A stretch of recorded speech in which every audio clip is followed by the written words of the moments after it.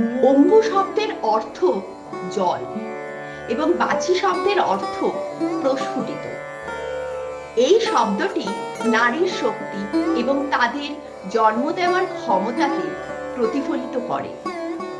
প্রতি বছর এই সময় মা কামাখ্যা ঋতুমতী হন।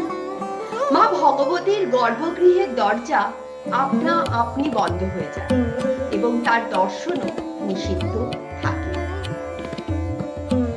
প্রত্যেক নারী মা তথা প্রকৃতির রূপ।